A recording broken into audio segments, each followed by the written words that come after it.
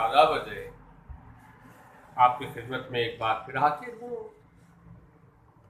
और आज मैं एक खूबसूरत गीत जो कि कंपोज हुआ है शंकर जयकिशन द्वारा। ये जोड़ी बड़ी कामयाब जोड़ी थी और ख़ास तौर पे राज कपूर साहब की जितनी फिल्में बनी हैं, चाहे वो संगम हो, चाहे वो शुरू की बरसात हो, चाहे आ हो, या श्री 420 हो, सारी फिल्मों की मौसीकी शंकर जयकिशन साहब ने दी और बड़े महान संगीतकार रहे। और उनके साथ हर्षद जयपुरी, क्योंकि राज कपूर साहब को इंटेलेक्चुअल लोग काफ़ी पसंद हुआ करते थे, जिसमें ख्वाजा अहमद अब्बास साहब का भी नाम आता है, जो कि मौलाना अल्ताफ़ हुसैन आली साहब के नवासे थे। और शैलेंद्र, ये दो बहुत उनके फिल्मों के गीत लिखते रहे। तो बरसात के सारे गाने हर्षद जयपुरी साहब ने लिखे। और क्या बताऊँ मैं आपको कि हसन जयपुरी साहब से मेरी मुलाकात बोर्डिंग में हुई। जॉनी वॉकर के साथ आए हुए थे। जॉनी वॉकर का नाम तो आपने सुना होगा, the real comedian that he was. उसके बाद महमूद साहब आए, लेकिन जॉनी वॉकर का एक बहुत बड़ा नाम था। और जॉनी वॉकर ने फरमाइश की कि भाई गाने सुनाए, तो मुझे गवाया गया। और एक गीत मैंने जब उनको सुनाया तो उस पर उन्होंने कहा एक और सुनाओ। तो दूसरा सुनाया। उसके बाद फिर हमने कहा कि अब दो गाने तो हमने सुनाए, आप कंडीशन ये है कि आप हमें एक्टिंग करके दिखाएं। तो उन्होंने कहा भाई इसके लिए तो मेकअप का सामान चाहिए होता है, ये वो बात घुमाई। लेकिन उन्होंने हमें कुछ वो हाथों से जो बकरियां बनाते हैं, हाथी बनाते हैं, इस टाइप से बनाई। और उस रात उन्होंने हमें पूरी फिल्म की एक रील दी, जो कि हमारी बोर्डिंग में सैटरडे को मूवी नाइट हुआ करती थी। अंग्रेज़ी फिल्में भी इसमें दिखाई जाती थी। और ये तो जॉनी वॉकर और हसन जयपुरी साहब से, और हसन जयपुरी साहब बहुत बड़े शायर हैं। और इत्तेफाक से दोनों के, जॉनी वॉकर और हसन जयपुरी, शुरू के दिन में बस कंडक्टर्स रहे। और वहाँ से जॉनी वॉकर को तो उठाया गुरुदत्त साहब ने, महान प्रोड्यूसर डायरेक्टर, कैसी कैसी फिल्में बनाई, जवाब नहीं, सीआईडी, आर पार, और चौधरी का चांद। और फिर हसन जयपुरी साहब को राज कपूर साहब ने डिस्कवर किया। अच्छा, इस गीत को गाया है रफ़ी साहब ने, और फिल्म ब्रह्मचारी से लिया गया गीत है। अब ब्रह्मचारी के माने होते हैं one who does not marry. तो वो उनकी ये कहानी है कि बच्चों की देखभाल कर रहे हैं। तो एक गाना, एक बड़ा खूबसूरत गीत बनाया है।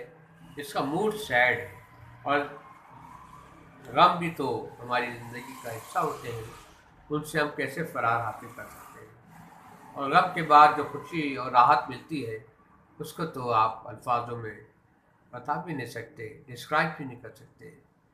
तो कहते हैं ना कि भूखे से पूछो कि खाने की वैल्यू क्या है, वो आपको बताएगा कि खाना क्या चीज़ होता है। जब खाया हुआ आदमी हो, पेट भरा हुआ हो, उससे आप पूछे तो लिहाजा मैं गाने की तरफ आता हूँ। मैं गाऊं तुम सो जाओ, मैं गाऊं तुम सो जाओ,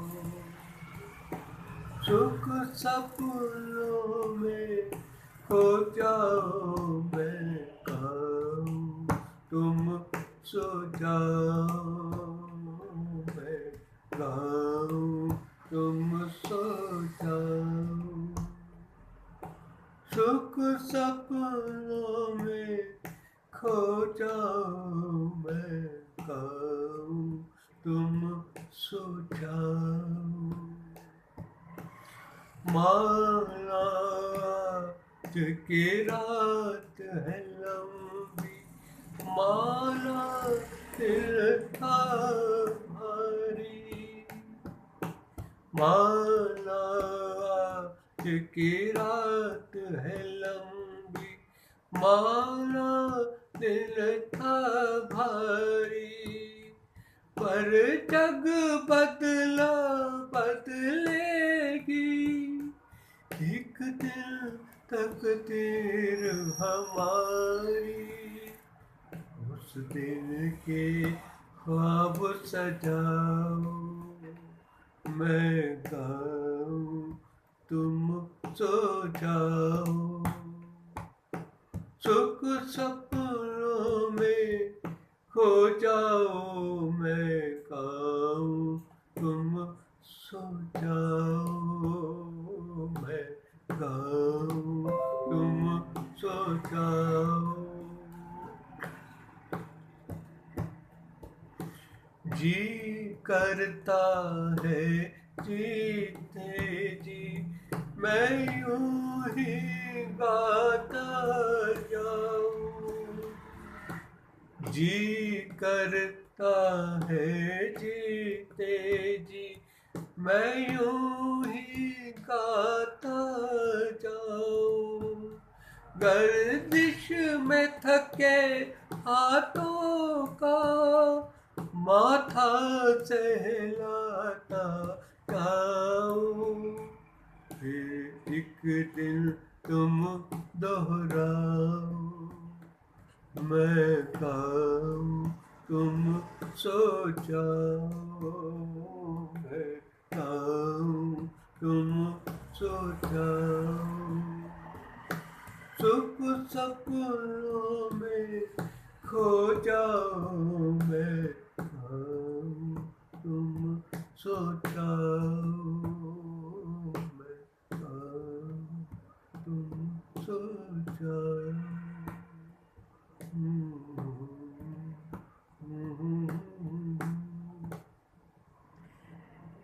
कमेंट कैसा लगा ये गीत आपको बताइएगा जरूर। खास बात जो इंडियन ओल्ड सॉन्ग्स होते हैं और जो वेस्टर्न कंट्रीज में, यूनाइटेड स्टेट्स में हमारे नए गानों को नहीं सुनते, ये मैंने काफ़ी वहाँ से मुझे लोगों ने बताया कि वहाँ पर रात को नशरियात होती हैं रेडियो से, वॉइस ऑफ अमेरिका और दूसरे, और वहाँ से पुराने गाने बजते हैं, तो वहाँ पुराने गानों का, और मैंने यंगस्टर्स को देखा है कि वो पुराने गाने बड़ा पसंद करते हैं। तो पुराने गाने इस वजह से अच्छे होते थे कि एक तो वो रागों में बनते थे और दूसरी शायरी भी बहुत खूबसूरत होती थी, और फिर कंपोजिंग भी, कुछ कंपोजर्स भी बड़े आला किस्म के हुआ करते थे, तो एक टीम हुआ करती थी। अब आजकल बाज़ औक़ात हम जो है इधर उधर से धुने चोरी करके बना लेते हैं, और शायरी भी कुछ ऐसी होती है, चल भाई चल तू आए, चल मैं तो आता हूँ तू चल, और ये मेरी ये तेरी ये किसकी, मतलब इस टाइप की जो शायरी होती है, वो उसका जो टाइम होता है दे ऑल शॉर्ट लिव्ड, उनका ज़्यादा अर्सा नहीं चलता है, और इस किस्म के गाने वाले भी उनकी लॉन्ग लाइफ नहीं होती है। रफ़ी साहब ने जितना लंबा अरसा 4 डेकेड्स राज किया बॉलीवुड पे, लता जी ने 4 डेकेड 5 डेकेड्स, किशोर कुमार साहब ने भी ब्लैक एंड वाइट मूवी से गाना शुरू किया था उस ज़माने में, क्योंकि रफ़ी साहब नंबर 1 हुआ, लेकिन किशोर कुमार साहब का अपने एक अंदाज हुआ करता था और वो चलते रहे, और फिर एक ज़माना आया कि उनके गाने ज़बरदस्त, खासतौर पर राजेश खन्ना साहब ने उनको बड़ा पुश दिया, देवानंद उसमें शामिल है, तो इस तरह से। मगर जब पुराने old they are the golden songs of those time, और आज भी जैसे ये गाना था अभी, इसका सैड मूड कितना खूबसूरत है, इसकी कॉम्पोजिशन कितनी खूबसूरत है। अब ये आप पे मुनस्सिर है कि आप इसको पसंद करें या वाइस वर्षा, जो भी कुछ हो, लेकिन मेरे इस चैनल को अगर हो सके, possible, please to subscribe my channel. It is up to you to decide whether you like it और नॉट, एंड शेयर कीजिएगा, share it with your friends, with your relatives, and your friends, whatever, whoever they are. So enjoy this life because life is very precious, and uh, be good to yourself and to others. तो मैं आपसे इजाज़त चाहूँगा, अपना खास ख्याल रखिएगा और चैनल को सब्सक्राइब कीजिएगा। Thank you.